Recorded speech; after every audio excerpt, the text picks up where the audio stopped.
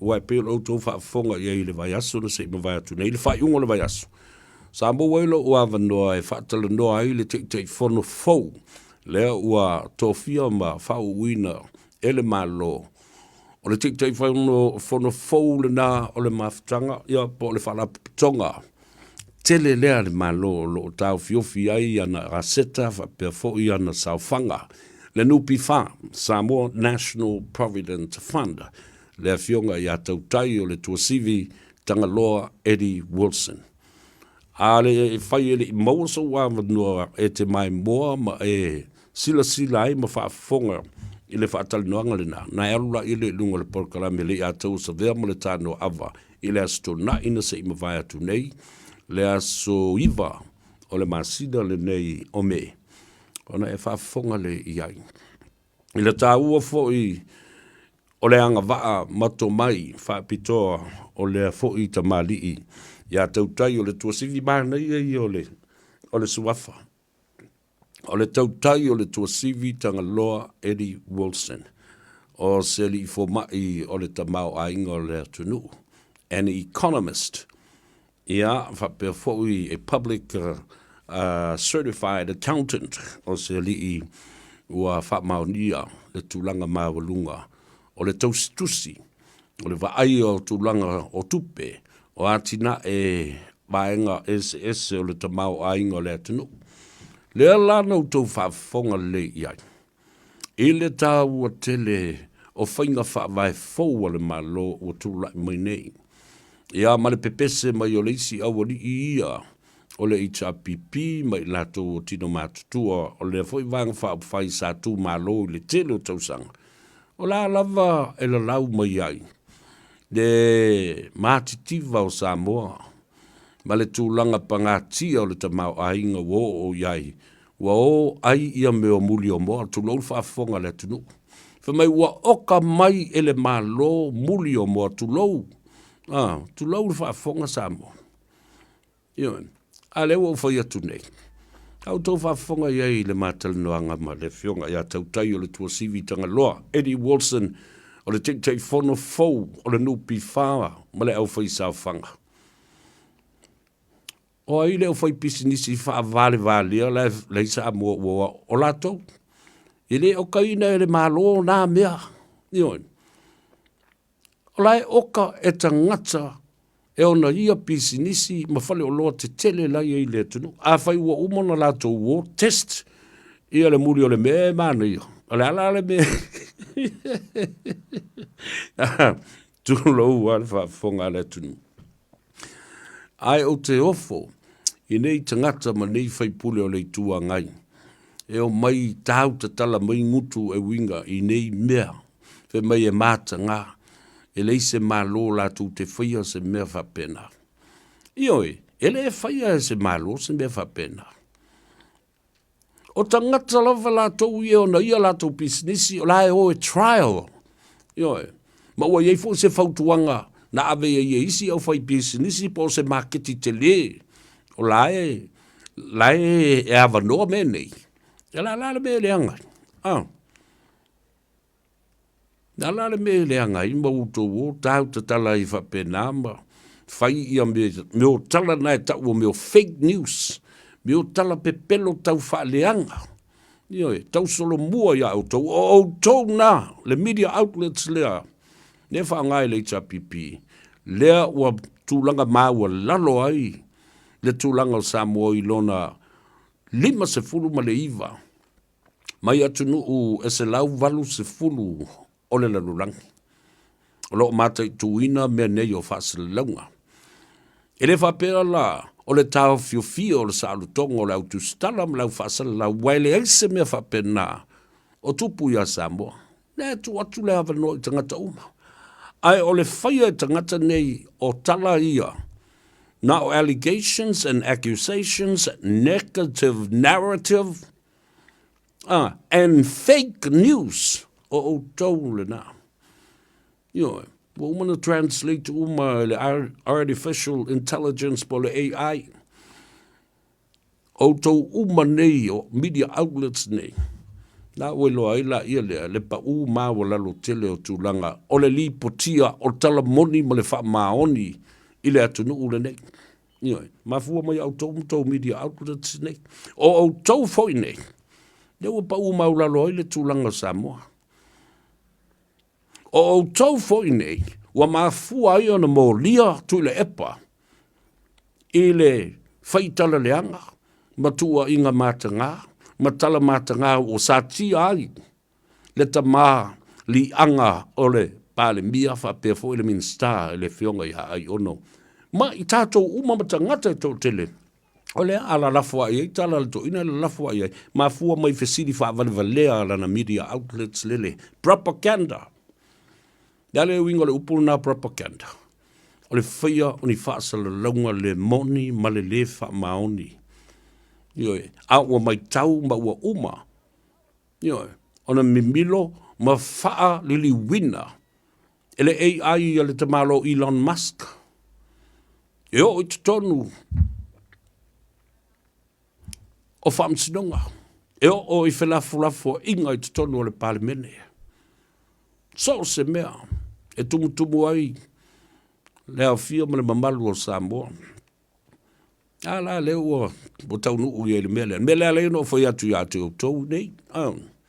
Media outlets nei. O e whato ese atu lepa. Ya o uina o tau ni le sona tau o le mele. You are the media outlets that got to le epa in deep water and big trouble. So go and apologize to him. O loutou le maanga whangafa i ni fesili tāua e vane mai eile ano fale o le tāua o le anga vaa o tula epa. Se manu o mwhai o na solve ai nisi problems. Ma fo i ai ni lai nisi whawhi tauli. Ma nofo le le ai le atunu. Al mele e whai o tau. Whaolo a taua. Tau te wawa ai masei. O na uto wola ia lea. E whaaita le to ina, i au tō whesiri whaavalvalea le a noa. Irrelevant, useless, idiotic behavior. All of those. O le paso la toa le nā. Ma le a fifi a toa le nā, nā ua momori atu. Le tau te o nei ave istro ina lea. Ia ma leiloa, o lewa nau tau e lia le pū o tu lepa. Peto tasi fo ia la tule pa a e lo atu le pa le tangata la no fo e lo na pu o le alna o ia te uto.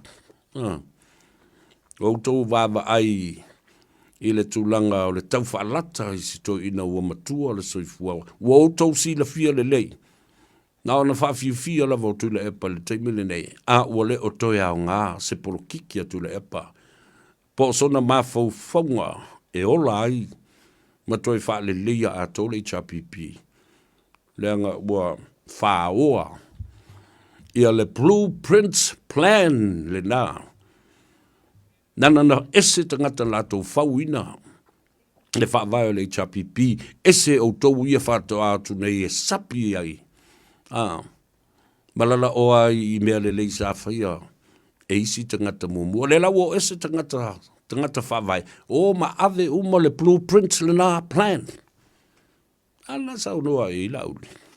Ne ma whai ono tau toi fo i se le lei. Nanga tau te tau whaalata al nā wa lewa na o tau. E lia le puwa o tu le epa. Ia mata ma le la au e whaasa tau lo i tu le epa. Ion. Ala vai lai ata tuasi to ina. Ai mafua mai i tangata nei. Mafua mai ia i la tau nei. Ia le toi tau whai atu se nā vai. Tā ua tele. O na o mai leo o la u tala noa ma le whaasoa e le mata upu lea. O tā penanga mo le tuto tasi o le atunu u whailonga ina o le ono sifun ma le wha o le matua o Samoa. Malana temo kalasas. Ia malona fo i sa o le tonga. O mea tā ua ie, te tā i eilo ma fau nanga o le pisa o ai tangata nei. Tu le epa, le ala, whanutoe, ma le lātou media propaganda. Mai, mea fau ia ua whai mai e lauri. o tū maanga ia masandia le atunuu. O i, lea ua, iai le fuafuanga ale malo, ina ia whaatino le tū ma le anga i whanua sili o na Maua lunga ia Samoa. A o lo ina tāua lunga se maota o se tupu, po o se lawa foi o se tula fale ma se fale o polu i longa. E wheta loloa i le atunu. E masi i le atunu. E si i le fala si inga tā o le atunu. Eo. E ta tala mea sina Samoa. Le tonga le au afa.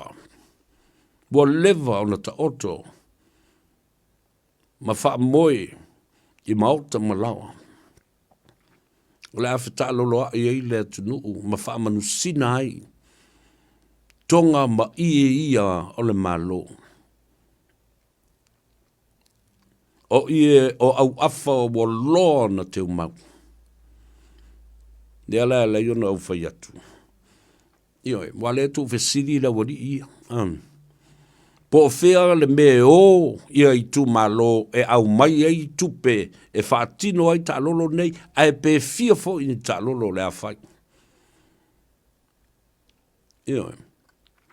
A o ai fo i la o le a nga i ai tupe i o ta lolo ma i e te tele nei ta i tolu se fuluanga fa se fuluanga fa solo i lunga. O le whaalinga pepe lea. O le a whaatino le a solua se fulma le lua o le masina le nei. O me a o loloma i o le tuto o tasi o Samoa o te matua i tatalo atu i lau fionga le li pārmia. Ina ia matua i whaatu langa le lei. Le polo kalame matango fie.